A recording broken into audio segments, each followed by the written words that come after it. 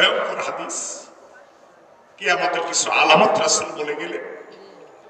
এর ভিতরে একটা আলামত হলো যে কিয়ামতের আগে একটা সময় আসবে, ভয়ানক বিপদ, মসজিদে মুসল্লির অভাব থাকবে না। রাসূল বলেছেন এর মাঝে একজন ইমানদারও পাওয়া যাবে না। সে অবস্থায় যদি আমি আপনি পড়ে যাই, কাদিয়ানীরা কোরআন শরীফের একটা আয়াতের দুইটা শব্দ স্বীকার করে চিরদিনের জন্য কাফের হয়ে গেল। এবার যদি এই পড়াটাকে ভালোভাবে রপ্ত করে, হৃদয়ঙ্গম করে, মেধা এবং যোগ্যতা দিয়ে এটাকে রপ্ত করে যদি নিজের ভিতরে এবং সমাজে যদি এটাকে অ্যাপ্লাই করেন, তাহলে অবস্থার চিত্রটা খুব ভয়ানক ভাবে ধরা পড়বে আমার আপনার কাছে। আল্লাহ তুমি আমাদের ঈমানকে হেফাজত করো বলি। এবার এই পড়াটা আবার একটু রিপিট করি। ঈমানদার হওয়ার জন্য কয়টা বিশ্বাস করা লাগবে, আর বেঈমান কাফের হওয়ার জন্য কয়টা অস্বীকার করা দরকার? একটা অস্বীকার করবে। এবার আপনাদের কাছে কয়টা উদাহরণ দেব, সময় আমার হাতে একবার কম। বর্তমান মুসলমান নামধারী অসংখ্য মানুষ, লাখ লাখ নয়, কোটি কোটি মানুষ এই কোরআন মজিদের একটা নয় দুইটা নয় অসংখ্য আয়াত অস্বীকার করে আবার কোরবানির সময় 3.5 লাখ টাকার গরু কোরবানিও দেয়।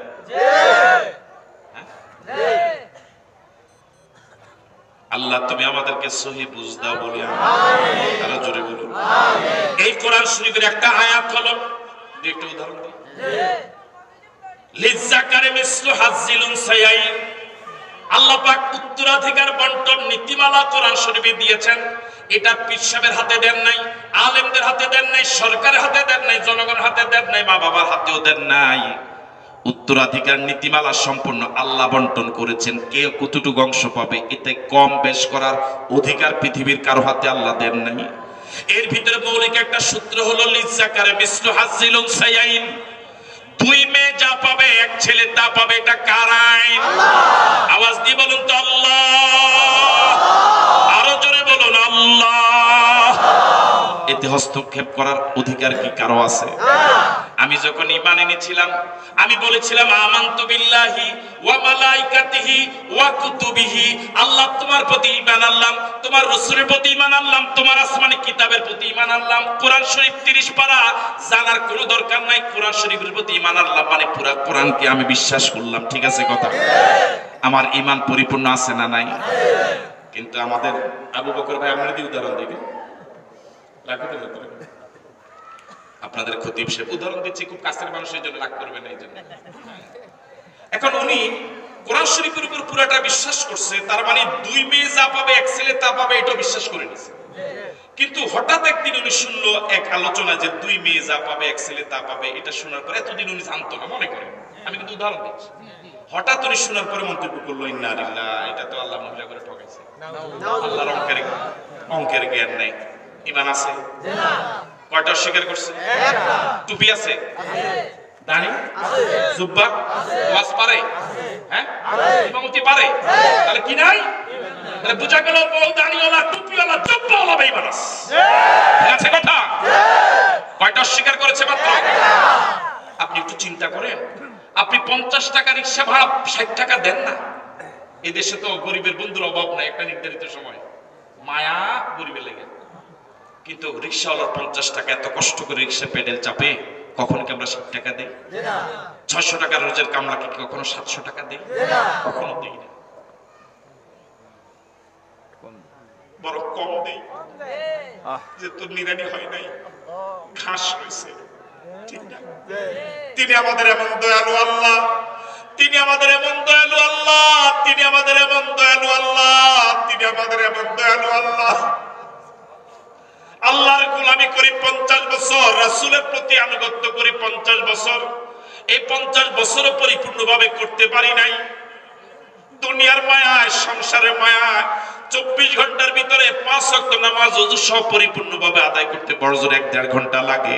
আর বাকি সবটা তো সংসারের কাজে, বিভিন্ন কাজে। তাহলে শুধু ইবাদত, নিরেট ইবাদত যদি যোগ করি 50 বছর, 12 বছর আগে যদি বাদ দিই তাহলে কয়েক বছর হয়? এরপর ধরে নিলাম 50 বছর পুরাটা ইবাদত করলাম। 50 বছর ইবাদতের বিনিময়ে মালিক যদি 50 বছর জান্নাত দেয়, বান্দা তুই আমার গোলামি করছিলি 50 বছর, আমার নবীর আনুগত্য করেছিলি 50 বছর, 50 বছর তোকে জান্নাত দিলাম, এটা কি বেইনসাফি হবে? না। আমি কাজ করছি 50 বছর, মালিক 50 বছর জান্নাত দিছে, আমি তো 50 টাকার রিকশাওয়ালাকে কখনো 60 টাকা দেই না। মালিক তিনি এত দয়ালু আল্লাহ, তিনি এমন দয়ালু আল্লাহ, তিনি এমন দয়ালু আল্লাহ, তিনি এমন দয়ালু আল্লাহ। তিনি বলেছে বান্দা তুই 50-60 বছর আমি আল্লাহর গোলামি আমার নবীর তরিকা মতে একটু কর, একটু বুঝে শুনি ইমানটা ঠিক রাখ, আমি তোকে এমন জান্নাত দিব যে জান্নাতে একবার আসবি কখনো আর বের হওয়া লাগবে না। আল্লাহু আকবার। এবার বলুন তো দেখি, মালিক যদি 50 বছরের গোলামের বিনিময়ে 60 বছর জান্নাত দিত, এটা মালিকের ইনসাফ নয় বরং ইহসান হতো। যদি 50 বছরের গোলামের বিনিময়ে মালিক 100 বছরের জান্নাত দিত, তাহলে এটা তো ইহসান হতো। কিন্তু মালিক এখন যেটা দিল, তাহলে আমার আপনার ঈমানটা তো ওই মানের হওয়া দরকার, ঠিক নয় কি?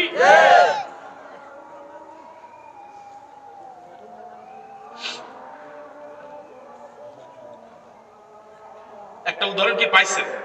তাহলে বাংলাদেশে এরকম কোরআন শরীফের কিছু কিছু আয়াত অস্বীকার করার মতো লোক আছে না? আরেকটা উদাহরণ দিয়ে আমার আলোচনা শেষ করছি। আল্লাহ রাব্বুল আলামিন এই কোরআন শরীফে বলেছেন, আলা লাহুল খালকু ওয়াল আমরু, সৃষ্টি যার, আইন চলবে তার। এবার উলামায়ে কেরাম এবং হাফেজ যারা আছেন বেয়াদবি নিবেন, একটু হাত তুলে বলুন তো এটা কোরআন শরীফে আছে না নাই? আছে। এবার আমি যে অনুবাদটা করছি অনুবাদটা কি ঠিক আছে? আল্লাহ লাহুল খালকু ওয়াল আমরু, সৃষ্টি যার, আইন চলবে তার, এটা কি আমার অনুবাদটা ঠিক আছে? এখন আমার ডান পাশে যিনি বসে নাম কি? হাফেজ কুতুবউদ্দিন। ওনার নাম আমি বলতে পারি না। হাফেজ কুতুবউদ্দিন সব অনেক বড় মাপের হাফেজ, ভালো মানুষ, বুজুর্গ মানুষ। উনি বলল যে আমি এটা কি করি না, মানি না। ঈমান আছে না? নাই। উনি তো নামাজ পড়ে, সবদেশে পড়ে, নামাজ পড়ে তো, রোজা রাখে তো, নফল রোজা রাখে, নফল নামাজও তো পড়ে বেলা দিকে, কিন্তু কি নাই? কয়টা স্বীকার করার কারণ? এরকম বাংলাদেশে এরকম লোক কি আছে? দুই একজন, হাজার হাজার। আমি একেবারে সহজভাবে উদাহরণ দিই আপনাদেরকে। আমাদের রাসূল বিদায় হজে ভাষণ দিয়েছিলেন 100 লক্ষ সাহাবায়ে কেরামের সামনে। এছাড়াও কিন্তু সাহাবী আরো ছিলেন যারা এই মজলিসে উপস্থিত হতে পারেননি। একজন সাহাবীর নাম আপনারা বলেন, যে সাহাবী ইবাদত বন্দেগীর ক্ষেত্রে নামাজ, রোজা, হজ, যাকাত, জিকির, আজকার, তাসবিহ, তাহলিল, ঢিলা, কুলুক, ইশরাক, আওয়াবিল, চাষ, তাহাজ্জুদ, এই ইবাদত বন্দেগীর ক্ষেত্রে নেতৃত্ব মেনেছে, ইমাম মেনেছে মুহাম্মদুর রাসূলুল্লাহ সাল্লাল্লাহু আলাইহি ওয়াসাল্লামকে। আর সমাজনীতি, অর্থনীতি, ব্যবসা নীতি, শিক্ষানীতি, পারিবারিক নীতি, পররাষ্ট্রনীতি, স্বরাষ্ট্রনীতি, রাজনীতির সংক্রান্ত যা আছে, রাষ্ট্রের সাথে সম্পৃক্ত যা আছে, এই বিষয় নেতা মানছে আবু জেহেল, আবু লাহাব, উতবা, সাইবারে। এরকম একজন সাহাবীকে পাওয়া যাবে? আমি বুঝতে পারিনি মনে হয়। সাহাবায়ে কেরাম ধর্মের ব্যাপারে নেতা মেনেছেন কাকে? আর রাজনীতির ক্ষেত্রে, রাষ্ট্রের ক্ষেত্রে নেতা মেনেছেন কাকে? এখন আপনাকে সভাপতি সাহেব সব ডান দিকে কইলে কেমন হইব? এবার আপনারা কই গেন? আপনাকে সভাপতি সাহেব নামাজ, রোজা, হজ, যাকাত, জিকির, আজকার এই ক্ষেত্রে ইমাম মানে একজন হুজুর। আর রাজনীতি, সমাজনীতি, অর্থনীতি, ব্যবসা নীতি, শিক্ষানীতি, পারিবারিক নীতি, মিছিল, মিটিং, সমাবেশ ইত্যাদি ইত্যাদি অগাইরে জালিক, এই ক্ষেত্রে নেতা মানে এমন লোকের যে কোরআন পড়তেই জানে, নেতা মানে এমন লোকের যে নামাজ পড়েই না। তাহলে সাহাবায়ে কেরামের চরিত্রের সাথে মিল আছে তো? যদি মিল না থাকে ঈমান আছে তো? আপনি একটু জোরে করেন, থাকার কথা। আমি কি কথা বুঝতে পারলাম? আপনি নামাজ পড়েন যে আল্লাহর বিধান অনুযায়ী, নবীর তরিকা অনুযায়ী, সমাজ চালাতে হবে সে আল্লাহর কথা অনুযায়ী।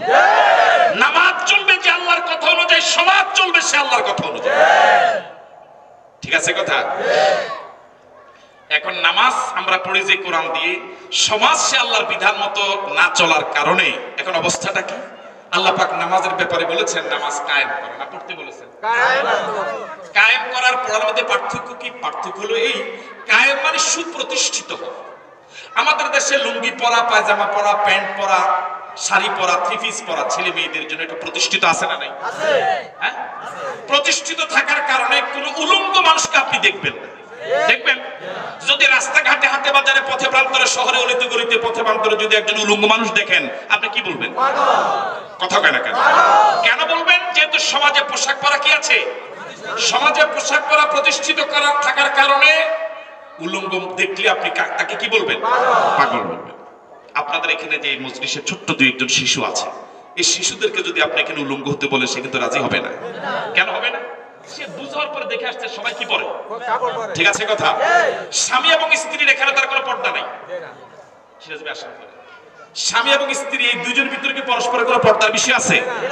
এমনকি পোশাক পরিচ্ছদ প্রতিষ্ঠিত থাকার কারণে সমাজে কোন স্বামী যদি স্ত্রীর ঘরে উলঙ্গ হয়ে ঢুকে স্ত্রীও দূর দূর করে তাড়াই দিবে, ঠিক নয় কি? কোন চেয়ারম্যান প্রার্থী যদি উলঙ্গ হয়ে দাঁড়ায় মানুষ ভোট দিবে?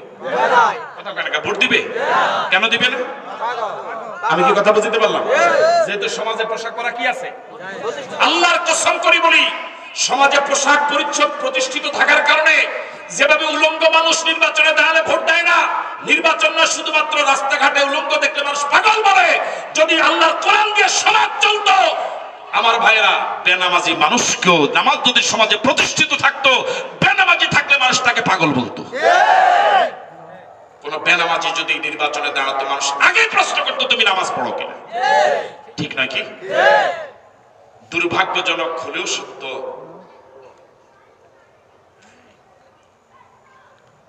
কোরআন শরীফের এলেম শূন্য মানুষগুলো এখন কোরআন শরীফের ব্যাপারে ফতোয়া দেয়।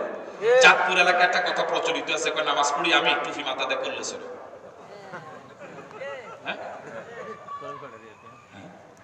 কথা বুঝে আসছে কথা? নামাজ পড়ে একজনে টুপি মাথাতে, রোজা রয়েছে এই মিয়া, ওই ইফতারিকা হে মিয়া, এরকম হয়নি না? হয় না? মাদ্রাসা পড়লাম আমরা, পড়াই আমরা, ফতোয়া দেয় যে কোরআন শরীফ জীবনে দরেই নেই। ওরা বলে যে কোরআন শরীফের সাথে রাজনীতির কোনো কি নাই, সম্পর্ক নাই। তুমি বুঝলা কেমনে? তুমি কি কোরআন শরীফ পড়ছো? নামাজের ব্যাপারে কোরআন শরীফের আয়াত আছে 82টা। কয়টা? আরো জোরে বলেন। কিন্তু ইসলামী অর্থনীতি, সমাজনীতি, রাজনীতি, ব্যবসা নীতি, পররাষ্ট্রনীতি, স্বরাষ্ট্রনীতি, শিক্ষানীতি, পারিবারিক নীতি, টোটাল ইসলামের এই রাজনৈতিক অবকাঠামোর উপর আয়াত রয়েছে প্রায় 1000। কাদিয়ানীর একটা আয়াতের 2টা শব্দ অস্বীকার করে বেঈমান হলো, আর 1000 আয়াত অস্বীকার করে ইমানদার থাকে কেমন করে? আমি কি কথা বুঝতে পারলাম? তাহলে জমিন যার আইন চলবে তার এই কথা যদি একজন মাস্টারও বলে তার এই কথা সঠিক, আর জমিন যার আইন চলবে তার এই কথার বিরোধিতা যদি একজন মুহাদ্দিস করে সে বেঈমান। আমি বুঝতে পারলাম? আলোচনার শেষ পর্যায়ে আমাদের নবী এত দামি নবী, শোনার আগে বলবো আলহামদুলিল্লাহ। আমাদের নবী এত মর্যাদাবান নবী, দুনিয়ার জমিন থেকে আঙ্গুল উঁচু করেছিলেন, আকাশের চাঁদ দ্বিখণ্ডিত হয়ে গেল। আমাদের নবী এত সম্মানওয়ালা মর্যাদাওয়ালা নবী, দুনিয়ার জমিন থেকে কদম বের করেছেন আরশে আজিমে চলে গেলেন। আমাদের নবী হ্যাঁ বলেছেন কিয়ামত পর্যন্ত উম্মতের জন্য তা হালাল, নবী না বলেছেন কিয়ামত পর্যন্ত উম্মতের জন্য তা হারাম। আমাদের নবী এত দামি নবী, নবীর প্রতি দুরূদ পড়া আল্লাহ পাক উম্মতের জন্য, বান্দার জন্য ফরজ করে দিয়েছেন।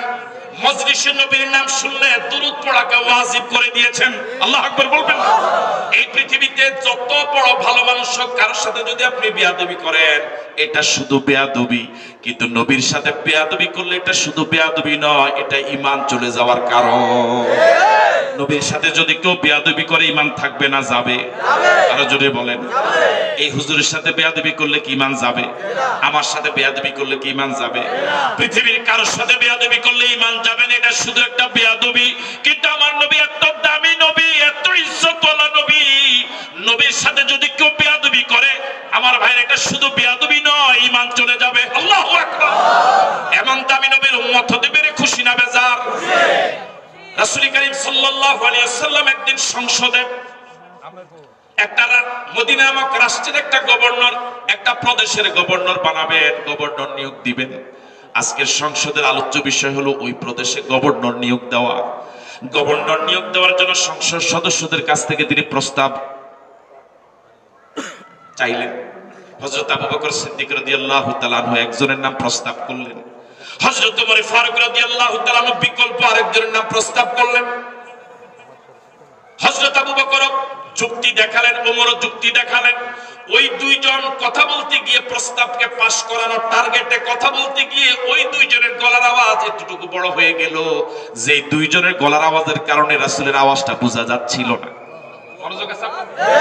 কি দামি নবী, কি মর্যাদাবান নবী, কি ইজ্জতওয়ালা নবী।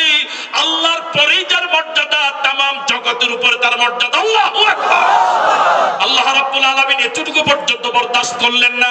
রাসূলের আওয়াজ থেকে সাহাবায়ে কেরামের গলার আওয়াজ একটু বড় হয়ে গেল, এতটুকু পর্যন্ত আল্লাহ বরদাস্ত করলেন না। সাথে সাথে জিব্রাইলকে পাঠায়া সূরা হুজুরাতের একটা আয়াত নাজিল করে দিলেন। সাহাবায়ে কেরামের গলার আওয়াজের উপরে 146 দ্বারা জারি করে দিলে, ইয়া আইয়ুহাল্লাযীনা আমানু লা তারফাউ আসওয়াতাকুম ফাওকা সাওতিন নবী। ও ঈমানদারেরা, সাবধান করে দেই, আমার নবীর গলার আওয়াজ থেকে যেন তোমাদের আওয়াজ বড় না হয়ে যায়। আল্লাহু আকবার। লা তারফাউ, বড় করবে না, আসওয়াতাকুম, তোমাদের গলার আওয়াজকে, ফাওকা সাওতিন নবী, আমার নবীর গলার আওয়াজ থেকে, আমার নবীর গলার আওয়াজ থেকে যেন তোমাদের গলার আওয়াজ বড় না হয়ে যায়। যদি বড় হয়ে যায়, আনতা হাবাতা আমালুকুম, আমি আল্লাহ তোমাদের সব আমলগুলো বরবাদ করে দেব। যারা হজে গিয়েছেন, আর কয়েক মিনিট কি চলতে পারে? বিরক্ত হবে না তো? আমাদের নবী রাসূলের মর্যাদা এত মর্যাদা, এই নিষেধাজ্ঞা শুধু রাসূলের দুনিয়াতে থাকাকালীন সময় নয়, রাসূলের রওজার পাশে গিয়েও এই নিষেধাজ্ঞা বলবৎ। আল্লাহু আকবার। যারা হজে গিয়েছেন, উমরা যারা গিয়েছেন, রাসূলের রওজা মুবারকে তাওয়াফ করতে আর জিয়ারত করতে যারা গেলেন, সালাম দিতে যারা গেলেন, রাসূলের রওজায় সালাম দেওয়ার জন্য যে গেট দিয়ে ঢোকা লাগে তাকে বাবু সালাম বলে। বাবু সালাম দিয়ে মানুষ ঢুকে রাসূলকে সালাম দেয়, আরেক দরজা দিয়ে বের হয়ে যায়। খেয়াল করে থাকবেন নিশ্চয়ই, বাবু সালামের প্রথম গেটের উপরে এখনো সোনালী অক্ষরে, স্বর্ণের অক্ষরে লেখা, ইয়া আইয়ুহাল্লাযীনা আমানু লা তারফাউ আসওয়াতাকুম ফাওকা সাওতিন নবী। ও ঈমানদারেরা, আমার রাসূলের জীবদ্দশা যেভাবে তার গলার আওয়াজ থেকে তোমাদের আওয়াজ বড় হওয়া নিষেধ ছিল, রাসূলের রওজার পাশে থেকেও, রাসূলের রওজার পাশেও বড় জোর গলায় কথা বলা যাবে না। এমন নবীর উম্মত হতে পেরে খুশি না বেজা? এই জন্য যত কম আওয়াজ দিয়া পারেন বলেন আলহামদুলিল্লাহ, আরো জোরে বলেন আলহামদুলিল্লাহ। তাহলে রাসূল করিম সাল্লাল্লাহু আলাইহি ওয়াসাল্লাম এত সম্মানী, এত মর্যাদাবান, ওনার দোয়াকে আল্লাহ কবুল করতেন? এখন একটু মনোযোগ দিয়ে শুনেন, আমার দোয়া কবুল করতেন? হাত তোলা লাগতো? রাসূল মনে মনে কল্পনা করতেন, আল্লাহ তাও কবুল করতেন। ঠিক আছে কথা? রাসূল করিম সাল্লাল্লাহু আলাইহি ওয়াসাল্লাম কোরআন মাজিদ নাযিল হওয়ার আগে রাসূলের কি কোনো শত্রু ছিল? না। মনোযোগ দিয়ে শুনেন এবং জবাব দেন। শত্রু ছিল? না। শত্রু তো ছিলই না, বরং মক্কার লোকেরা রাসূলকে আল্লাহ আমিন উপাধি দিয়েছিল। মক্কার লোকেরা রাসূলকে সবচেয়ে বিশ্বস্ত ভেবেছিল, জনপ্রিয়তা ছিল তুঙ্গে, মাথার তাজ ছিলেন, চোখের সুরমা ছিলেন, ঠিক নয় কি? রাসূলের আকাশচুম্বী জনপ্রিয়তা ছিল। মক্কার কাফের এবং মুশরিকেরা আবু জেহেলকে নেতা মানত, কিন্তু আবু জেহেলের কাছে টাকা আমানত রাখতো না। তার কারণ মক্কার লোকেরা জানে আবু জেহেল নেতা ঠিক, কিন্তু 2 নম্বর নেতা। কয় নম্বর নেতা? অবশ্যই এখন আর 2 নম্বর নেতা বাংলাদেশে নাই। আছে, কিন্তু রাসূল করিম সাল্লাল্লাহু আলাইহি ওয়াসাল্লামের কাছে তারা টাকা পয়সা কি রাখতো? জমা রাখতো।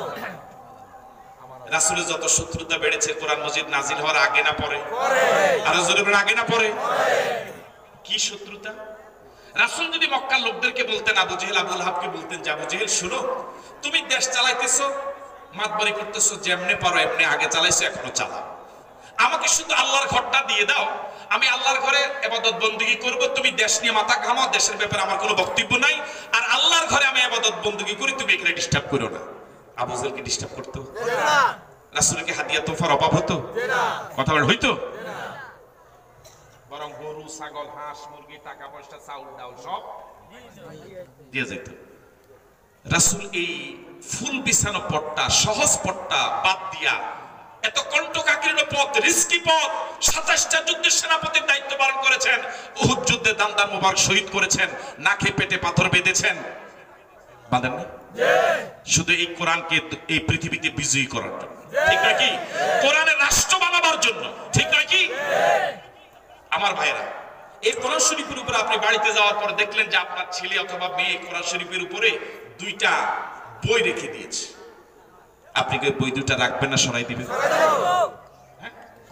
তার মানে কি আপনার বিবেক বলে যে এই কোরআন শরীফের উপরে অন্য কোনো বই থাকার উপযোগী নয়, এই কোরআন শরীফ সবার উপরে। বাংলাদেশে কি এই কোরআন শরীফের আইনের বিরোধী আইন কোরআন শরীফের উপরে চলতেছে না চলে না? আপনার ঘরে কোরআন শরীফের উপরে রাখা দুইটা বই সরাই দিতে আপনি প্রস্তুত, সাথে সরাই দিলেন, ছেলেকে গালিগালাজ করবেন, ধমক দিবেন, কিন্তু বাংলাদেশে যে কোরআন বিরোধী আইন দিয়া, কোরআন উপরে আইন দিয়া চলতেছে দেশ, ওটা সরাবার জন্য কি কোনো চেষ্টা করেছেন? করেন। রাসূল কারীম সাল্লাল্লাহু আলাইহি ওয়াসাল্লাম কত কষ্ট করেছেন গোটা জীবনে এই কোরআন শরীফের রাজ কায়েম করার জন্য, কোরআন শরীফকে বিজয়ী করার জন্য, মানব রচিত সব মতবাদকে পরাজিত করে লিয়ুযহিরাহু আলাদ-দীনি কুল্লিহি, সব মতবাদের উপরে কোরআনকে বিজয়ী করার জন্য কত কষ্ট করেছেন। তিন বছর জেলে ছিলেন। কয় বছর? 3 বছর জেলে থাকার পরে রাসূল ছাড়া পেলেন। 3 বছর জেলে থাকার পর রাসূল যেদিন জেল থেকে মুক্তি পেলেন, জেল থেকে মুক্তি পাওয়ার 6 মাস পরে আবু তালেব ইন্তেকাল করলেন। জেল থেকে মুক্তি পাওয়ার 7 মাস পরে খাদিজাতুল কুবরা রাদিয়াল্লাহু তাআলা ইন্তেকাল করলেন। এই বছরকে বলা হয় আমুল হুজনে। হযরত আবু তালেব ছিলেন রাসূলের বাহিরের ছাতা, ছায়া, আশ্রয়। আবু তালেব যতদিন পৃথিবীতে জীবিত ছিলেন রাসূলকে কেউ আঘাত করার সাহস পায় নাই। আর খাদিজা রাদিয়াল্লাহু তাআলা ছিলেন রাসূলের ঘরের সান্ত্বনা। বাহিরে জুলুম নির্যাতনের শিকার হলেন, খাদিজাতুল কুবরার কাছে এসে বলে রাসূল সান্ত্বনা পেতেন, মনের দুঃখ গুছাতো। আজ খাদিজাও নাই, আবু তালেবও নাই। এমন সময় রাসূল একদিন বাজারে গেলেন। এতদিন পর্যন্ত আবু তালেব থাকাকালীন যারা রাসূলকে গালি দেওয়ার সাহস পায় নাই, আবু তালেবের অনুপস্থিতিতে রাসূল যখন বাজারে গেলেন, ওই মক্কার দুষ্ট কাফের এবং মুশরিকেরা বাজার থেকে কাদামাটি উঠাইয়া যে দেহ মোবারকে মশা এবং মাছি বসা হারাম, সে দেহ মোবারকে তারা নিক্ষেপ করেছে। আবু তালেব দুনিয়া থেকে বিদায় হয়ে যাওয়ার পরে, খাদিজাতুল কুবরা ইন্তেকাল করার পরে রাসূল একদিন কাবার পাদদেশে আল্লাহকে সিজদা দিচ্ছিলেন। কাফের এবং মুশরিকরা পাশ দিয়ে যাচ্ছিল। দুষ্ট কাফের এবং মুশরিকরা সিদ্ধান্ত নিয়ে জবে করা উটের নাড়ি ভুঁড়িগুলো রাসূল যখন সিজদারত ছিলেন, সিজদা অবস্থায় রাসূলের পিঠে চাপা দিয়ে রাসূলকে হত্যা করার পরিকল্পনা করেছে। তারা উটের নাড়ি ভুঁড়িগুলো রাসূলের পিঠে চাপাও দিয়েছে। একজন পথিক যাচ্ছিলেন পাশ দিয়ে, আল্লাহ নবীর অবস্থা দেখে ফাতেমা রাদিয়াল্লাহু তাআলা আনহার কাছে গিয়ে বললেন, ফাতেমা রাদিয়াল্লাহু তাআলা আনহা মেয়ে মানুষ, বাবার এই অবস্থা দেখে দ্রুত বের হয়ে আসলেন। সমস্ত শক্তি প্রয়োগ করে ধাক্কা দিয়ে নবীর দেহ মোবারকের উপর থেকে যে উটের নাড়ি ভুঁড়িগুলো সেগুলো সরিয়ে দিয়ে রাসূলকে দাঁড়াবার সুযোগ করে দিয়েছিলেন। এবার আপনাদের কাছে আমার প্রশ্ন, বাজারে গেলে কাদা মাটি মারে, সিজদা দিতে গেলে উটের নাড়ি ভুঁড়িগুলো পিঠে চাপা দেয়, এখন কি আর মক্কায় থাকার কোনো পরিবেশ আছে? আল্লাহ নবী সিদ্ধান্ত নিলে মক্কা থাকা যাবে না, তবে দাওয়াতি কাজ তো বন্ধ করা যাবে না, কোরআন বিজয়ের আন্দোলন তো বন্ধ করা যাবে না, আল্লাহর জমিনে দ্বীন কায়েমের আন্দোলন দাওয়াত তো বন্ধ করা যাবে না। আল্লাহর জমিন তো শুধু মক্কা নয়, পৃথিবীতে প্রশস্ত অনেক দেশ। রাসূল সিদ্ধান্ত নিলেন মক্কা থেকে 70 কিলোমিটার দূরে তায়েফ। রাসূল কণ্টকাকীর্ণ পথ পাড়ি দিয়ে, পাহাড়িয়া পথ পাড়ি দিয়ে রাসূল তায়েফের ময়দানে গেলেন। সঙ্গে নিলেন মাত্র একজন যায়েদ রাদিয়াল্লাহু তাআলা আনহুকে। রাসূল 20 দিন তায়েফের ময়দানে ছিলেন। আমরা এখন দাওয়াতে আসলে পরে আমাদের জন্য আয়োজকেরা কত ভালো মানের ব্যবস্থা করে, হুন্ডার বহরে রিসিভ করে যুবকেরা, হুন্ডার বহরে যুবকেরা বিদায় করে, আমাদের জন্য কত ভালো মানের আপ্যায়নের ব্যবস্থা করে, মোটঙ্কের হাদিয়া দিয়ে কত ভদ্রতার সাথে আমাদেরকে বিদায় করে, কত সম্মান দিয়ে আমাদেরকে দাওয়াত দেয়, দাওয়াত থেকে বিদায় করে। আল্লাহ নবী দাওয়াতি কাজের জন্য তাইফে গিয়েছিলেন, 20 দিন রাসূল ছিলেন। রাসূলের জন্য কেউ রিসিপশনের ব্যবস্থা করে নাই, রাসূলের জন্য কেউ আপ্যায়নের ব্যবস্থা করে নাই, বরং তাইফের বয়স্ক লোকেরা দুষ্ট সন্তানদেরকে লেলিয়ে দিয়েছিল, দুষ্ট যুবকদেরকে লেলিয়ে দিয়েছিল। রাসূল যখন রাস্তা দিয়ে অলিতে গলিতে হাঁটতেন, দুষ্ট ছেলেরা দুদিক থেকে দাঁড়িয়ে যে দেহ মোবারকে মশা এবং মাছি বসা হারাম, হারাম এবং হারাম, ওই দেহ মোবারক থেকে একবার নয়, দুইবার নয়, তিনবার তারা রক্ত ঝরিয়েছে। সর্বশেষ আল্লাহ নবী বেহুশ হয়ে জমিনে পড়ে গিয়েছিলেন ওদের পাথরের আঘাতে আঘাতে। এত বেশি মোবারক রক্ত আল্লাহর নবীর দেহ মোবারক থেকে ঝরলো, রক্তগুলো ফিনকি দিয়ে বের হয়ে জুতার ভিতরে ঢুকে গিয়েছিল, জুতা থেকে পা মোবারককে আলাদা করা যাচ্ছিল না। এত কষ্ট আল্লাহ নবী করলেন। হযরত জিবরাইল এসে বললেন, ইয়া রাসূলুল্লাহ, আপনি অনুমতি দেন দুদিক থেকে পাহাড় চাপা দিয়ে ওদেরকে মাটির সাথে মিশিয়ে দেই। আল্লাহ নবী এই অবস্থায় তার চেহারা মোবারকে দুইটা হাত এভাবে বাছাই করে চোখের সামনে আনলেন, 2 হাত রক্তে রঞ্জিত হয়ে গেল। আল্লাহ নবী বললেন, ওই জাতির কেমন করে হেদায়েত হবে, ওই জাতির কেমন করে কল্যাণ হবে যে জাতি তার নবীর চেহারাকে রক্তে লাল করে দিল।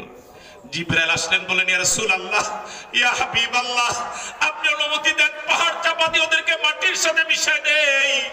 রাসূল বলেন, জিবরাইল, জিবরাইল, আমার অনুমতিতে যদি দুদিক থেকে পাহাড় চাপা দিয়ে ওদেরকে মাটির সাথে মিশিয়ে দাও, কার কাছে তাহলে আমি প্রচার করব লা ইলাহা ইল্লাল্লাহু মুহাম্মাদুর রাসূলুল্লাহ। আমার ভাইয়েরা, রাসূল করিম সাল্লাল্লাহু আলাইহি ওয়াসাল্লাম এত কষ্ট করেছেন তায়েফের ময়দানে, উহুদের ময়দানে দান্দার মোবারক শহীদ করলেন, মাথার লোহার হেলমেট ভেঙে মাথার ভিতরে ঢুকে গেল, আল্লাহ নবীর দেহ মোবারক আহত হলো, আল্লাহ নবী উহুদের ময়দানে পড়ে গেলেন। ইবনে কামিয়া রাসূলকে লক্ষ্য করে তীর মেরেছিল, তীরটা মাথার লোহার হেলমেট ভেঙে মাথা মোবারক আহত হলো, দান্দার মোবারক শহীদ হয়ে গেল। 10 জন সাহাবী রাসূলকে, সাহাবায়ে কেরাম 10 জন রাসূলকে পাহারা দিচ্ছিলেন মানব প্রাচীর রচনা করে। হযরত আবু দুজানা রাদিয়াল্লাহু তাআলা আনহু আল্লাহ নবীর দেহ মোবারকের উপরে বাবু পড়ে আল্লাহ নবীকে পাহারা দিচ্ছিলেন। সিদ্ধান্ত নিয়েছিলেন, যত তীর আসবে, যত আঘাত আসবে, সব আমার দেহের উপর দিয়ে আসবে, আল্লাহ নবী যেন অক্ষত থাকেন। আল্লাহু আকবার। সেদিন আবু দুজানা, তুমি তোমার দায়িত্ব পালন করো নাই। আবু দুজানা, তুমি গোটা পৃথিবীর মুসলমানদের পক্ষ থেকে দায়িত্ব পালন করেছিলে। 10 জন সাহাবী মানব প্রাচীর রচনা করে দাঁড়িয়ে আছেন আল্লাহ নবীর আহত দেহ মোবারকের পাশে। কাফের এবং মুশরিকরা তীর মারা শুরু করেছে বৃষ্টির মতো। সাহাবায়ে কেরাম 2 হাত দিয়ে তীরগুলো শুধু ফিরাচ্ছিলেন। তীরগুলো ফিরাতে ফিরাতে সাহাবায়ে কেরামের 10 হাতের একটা আঙ্গুল অক্ষত ছিল না। সাহাবায়ে কেরাম শুধু বলতেছিলেন, পাহাড়ের মতো দাঁড়িয়ে আছেন, আল্লাহ নবীর দিকে বুক দিয়ে, কাফেরদের দিকে পিঠ দিয়ে সাহাবায়ে কেরাম এভাবে মানব প্রাচীর রচনা করে দাঁড়িয়ে আছেন। ওরা বৃষ্টির মতো তীর মারে, সাহাবায়ে কেরাম পাহাড়ের মতো দাঁড়িয়ে আছে, বলে না, আহা বলে না, সরে যায় না, কেঁপে উঠে না, ভয় পায় না, বরং জবান দিয়ে বলছিলেন, নাফসি লিনাফসিকাল ফিদা ওয়াজহি লিওয়াজহিকাল ফিদা, নাফসি লিনাফসিকাল ফিদা ওয়াজহি লিওয়াজহিকাল ফিদা। ও নবী, আমার জীবনটা আপনার জন্য উৎসর্গ করে দিলাম। আল্লাহু আকবার। আমার ভাইয়েরা, এই 10 জন সাহাবীর মাঝে 7 জন সাথে সাথে শহীদ হয়ে গেল, 3 জন সাহাবী জীবিত আছেন। 3 জন সাহাবীর একজনের দেহের ভিতরে, শুধু পিঠের ভিতরে 80টা তীর ঢুকে গিয়েছে। সাহাবায়ে কেরাম আল্লাহ নবীকে নিয়ে এবার উহুদের পাহাড়ে উঠলেন। পাহাড়ের পাদদেশেই তো মাঠ, মাঠের পিছনে উহুদের পাহাড়। সাহাবায়ে কেরাম আল্লাহ নবীকে নিয়ে উহুদের পাহাড়ে উঠলেন। উহুদের পাহাড় থরথর করে কাঁপতেছিল। আল্লাহ নবী বলেন, উসবতিয়া জাবাল, উসবতিয়া উহুদ, ফাইন আলাইকা নবী আল্লাহ ওয়াস সিদ্দিক ওয়াস শাহিদাইন। ও পাহাড় কাঁপিস না, ও পাহাড় থেমে যা, তোর উপরে আল্লাহর নবী আছে, তোর উপরে একজন সিদ্দিক আছে, তোর উপরে 2 জন শহীদ আছে। যে রাসূল এত কষ্ট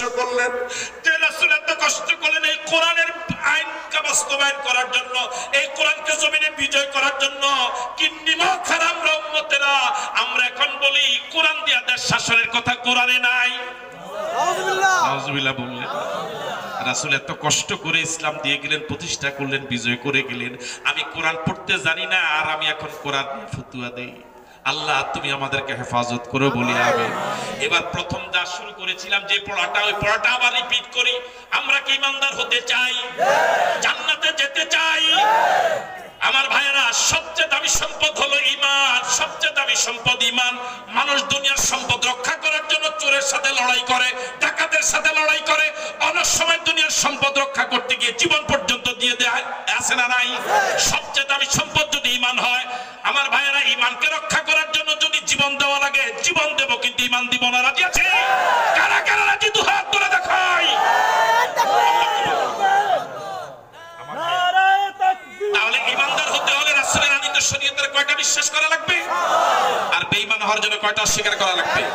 সুতরাং কোরআন শরীফের ব্যাপারে কথা বলতে, ইসলামের ব্যাপারে কথা বলতে, আমাদের দেশে একটা কথা কয়, সব লই ডং চোখ লই ডং।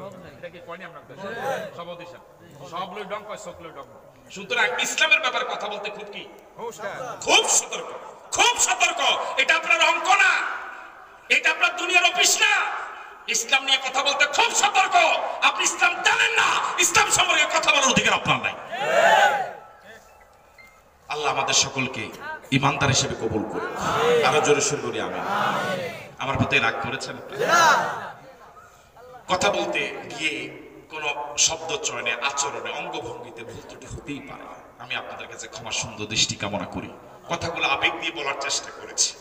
আজকের আলোচনা থেকে আল্লাহর একজন বান্দাও যদি ইমানটাকে বুঝেন, ইমানটাকে ইমান চোর এবং ডাকাতের হাত থেকে হেফাজত করার জন্য যদি সতর্ক হন, সচেতন হন, যদি সিদ্ধান্ত নেন আমার কবরে আমার পীর যাবে না, আমার নেতা যাবে না, আমার দল যাবে না, আমার আব্বা আম্মা যাবে না, উরাত কবরে যাওয়া তো দূরের কথা, আজকে আপনি অসুস্থ হয়ে 1 মাস বিছানা শুয়ে থাকেন, আপনার আদর স্ত্রী যার জন্য জীবন যৌবন সব ব্যয় করলেন আপনার পাশে থাকবে না, আপনার পাশে থাকবে না। বিশ্বাস করেন, যে সন্তানের সুখের জন্য আমরা যারা বাবা আমরা জানি কত কষ্ট করে টাকা কামাই করি, নিজে কয় টাকা ভোগ করি, সব তো ছেলে মেয়ের জন্য, সব তো স্ত্রীর জন্য। যদি 50,000 টাকা বেতন পাই, 1 মাসে আমাদের পিছনে, নিজের পিছনে 5,000 টাকা খরচ হয় না, বাকি 5-7,000 টাকা তো ওদের জন্য। আজকে যদি অসুস্থ হই, আমার এই ছেলেটা আমার বড় জোরে 1 দিন খেদমত করবে, 2 দিন করবে, এরপর করবে না, ওরা করবে না, ওরা পাশে থাকবে। সুতরাং যে ইমান নিয়ে কবরে না গেলে পরে কবরটা জাহান্নামের গাড়া হয়ে যাবে, সেই ইমানটাকে হেফাজত করার জন্য আমাকে সচেতন হওয়া লাগবে। আজকের এই আলোচনা যদি একজন ভাই, আল্লাহর একজন গোলাম, রাসূলের একজন উম্মত যদি সচেতন হন, আজকে আমার আলোচনাটা সফল হয়েছে বলে আমি মনে করি। এবং এর বিনিময়ে মালিকের কাছে আমি আশা করতে পারি, মালিক যেদিন বিপদে পড়ে যাব, সব পুঁজি যেদিন শেষ হয়ে যাবে, অন্তত আজকের আলোচনাটা আমার নাজাতের উসিলা তুমি করে দিও বলে আমিন। আমরা গোলামি করব কার? আর আনুগত্য করব মুহাম্মদুর রাসূলুল্লাহ সাল্লাল্লাহু আলাইহি ওয়াসাল্লাম। রাসূলকে জীবন দিয়ে ভালোবাসবো, রাসূলের প্রতি প্রাণ ভরে দরুদ পড়ব, রাসূলের আদর্শ মেনে নিব, রাসূলের সুন্নাহ মেনে নিব, রাসূলের অনুসরণ করে আল্লাহর গোলামি করে পরকালে জান্নাতে যেন আল্লাহ পাক আমাদেরকে কবুল করে বলি আমিন।